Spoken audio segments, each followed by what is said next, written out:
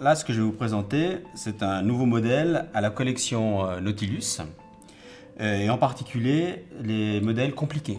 Donc la Nautilus, c'est une ancienne collection qui a plus de 30 ans, mais en 2006, on a sorti sur un calibre automatique la référence 5712, qui est celle-ci, avec une date à aiguille, une phase de lune, un indicateur de réserve de marche, et puis une petite seconde.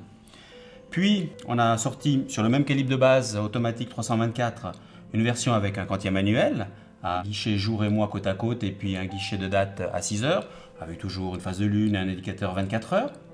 Toujours en automatique, 324 ici. Et puis, en 2006, pour les 30 ans de la Nautilus, on a sorti un modèle 5980-1A en acier chronographe. C'était notre première montre Nautilus chronographe et qui en faisait la montre la plus compliquée des Nautilus à ce moment-là. Et cette année, on sort la référence 5990, qui est une évolution de cette 5980-1A, donc aussi en acier, de même dimension, avec la même indication de la date, et il remplace en effet ce modèle-là, qui est la 5980-1A en acier, et exclusivement ce modèle-là. Pourquoi? Parce qu'en fait c'est une évolution. On reprend les mêmes indications chronographes automatiques, avec le chrono automatique à embrayage vertical qui est le CH28520, bien connu, qu'on a sorti lui aussi en 2006. On reprend la date, on l'a simplement changé de place. On l'avait dans un guichet à 3 heures, bien maintenant elle se trouve sur un compteur à 12 heures par aiguille. Et puis, pour une raison esthétique, le compteur des minutes et le compteur d'heures, qui se trouvait à 6 heures, a été remplacé par un compteur 60 minutes. Donc le chronographe de base a été modifié pour avoir cette aiguille de compteur 60 minutes. Donc ça donne un bel équilibre entre les deux aiguilles de date et puis de compteur de minutes. Chose particulière maintenant, qui est l'évolution, c'est qu'on a rajouté un travel time. Donc là, on a maintenant un chronographe avec une date et un travel time, donc une date qui est même liée à l'heure locale. C'est une avancée technique pour la Nautilus parce que la date liée à l'heure locale, on l'avait déjà dans une référence existante qui était l'Automatic Travel Time, mais qui n'était pas chronographe et qui n'était sûrement pas dans la collection des Nautilus, bien entendu.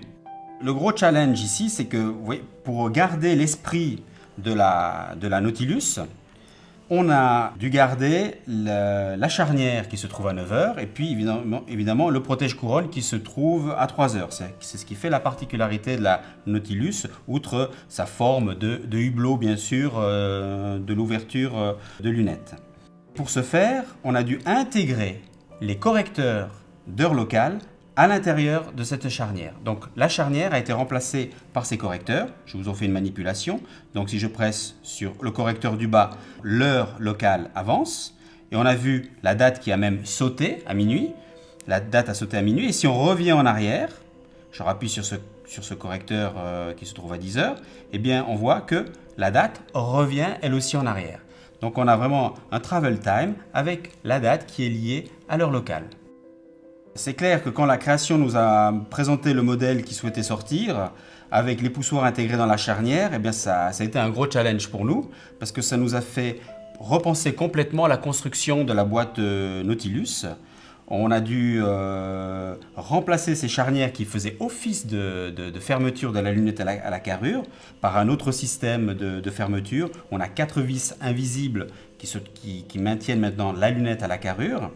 Et puis, juste pour vous montrer un petit peu la complexité de cette boîte, j'ai ici une carrure qui est usinée puis là maintenant terminée. Mais sachez qu'il y a plus d'1 heure d'usinage pour réaliser cette carrure. Donc ça en fait une pièce très compliquée à fabriquer. Et d'autant plus qu'on peut voir ici, pour recentrer les poussoirs de remise à zéro et puis de départ arrêt, on a des leviers qui sont intégré à la carrure. Pour pouvoir accéder à la date, au correcteur de date qui se trouve à 1 heure ici dans la corne, on a dû rajouter un petit levier. Vous voyez, je vous l'actionne avec un petit ressort de rappel. Tout ça en fait une boîte véritablement très compliquée. On peut dire que cette année, on a sorti une boîte presque plus compliquée que les mouvements qu'on sort d'habitude.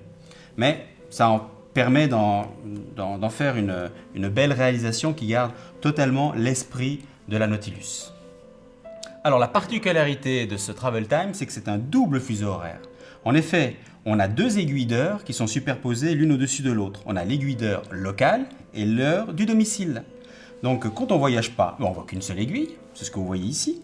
Et quand on voyage, on va actionner l'un ou l'autre des correcteurs d'heure locale qui permet de reculer ou d'avancer et donc de se positionner sur l'heure de la ville où l'on se trouve.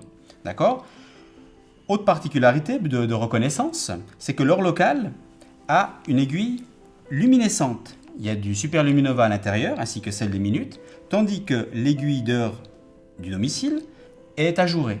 D'accord ? Donc celle-ci ne se réfléchit pas durant la nuit. Quand on revient chez soi, eh bien, on represse sur le correcteur désiré et on vient superposer les deux aiguilles. Une autre particularité qui est importante pour savoir si c'est le matin ou l'après-midi, c'est qu'on a deux guichets ici, jour-nuit, pour l'heure locale et puis pour l'heure du domicile, pour savoir justement si c'est la nuit ou le jour, et surtout pour l'heure locale, pour éventuellement régler sa date pour qu'elle saute bien à minuit et non pas à midi, tout simplement. Autrement, au niveau du chronographe, eh bien, c'est notre fameux chronographe start-stop à 2 heures et puis retour à 0 à 4 heures ou avec fonction flyback. Le changement, c'est que le compteur double de la 5980 des minutes et d'heures a été remplacé par ce compteur 60 minutes. Donc quand on presse sur le poussoir à 4 heures, donc on a le retour qui se fait à 0. Là, c'est le flyback, donc ça repart instantanément. On avait désiré ne pas mettre de seconde sur ce produit parce qu'on avait vanté les mérites de l'embrayage vertical pour laisser son chronographe tourner tout le temps. Donc pour ne pas alourdir là encore l'affichage, mais quand on n'utilise pas le chronographe, je vous conseille de laisser le chronographe tourner pour lui-même, comme ça vous avez toujours l'indication de la seconde par l'aiguille de chronographe. Je rappelle juste ici qu'on a dans la corne à 1 heure le correcteur de date. Alors, une autre particularité de cette pièce, c'est que chez Patek, on aime bien faire les montres qui sont faciles d'utilisation pour les clients. Donc on a vu qu'on a 2 poussoirs indépendants, donc ça demande d'avoir des mécanismes d'isolation au cas où on presse sur les deux en même temps. On peut appuyer donc sur les deux en même temps, il n'y a rien qui se casse, on a simplement donné la priorité à ce que l'heure saute en avant. D'accord ? Donc si on le fait en s'amusant, on revient en arrière et puis voilà. Aussi, un deuxième système d'isolation, c'est celui de la date. Donc on peut corriger sa date à n'importe quelle heure. Cependant, quand la date est en train de sauter aux alentours de minuit, il y a un mécanisme là aussi d'isolation qui va empêcher l'utilisateur de corriger sa date. L'utilisateur va presser sur le poussoir à fond et puis rien ne va se passer. C'est tout à fait normal parce que la date est en train de changer. Il faudra attendre un petit peu, vers 2 heures du matin jusqu'à 10 heures du soir. À ce moment-là, il pourra le réaliser. Donc on a ces fonctionnalités, c'est important de le préciser parce que c'est quand même des mécanismes, des pièces supplémentaires dans le mouvement qui permettent un confort d'utilisation de la montre exemplaire.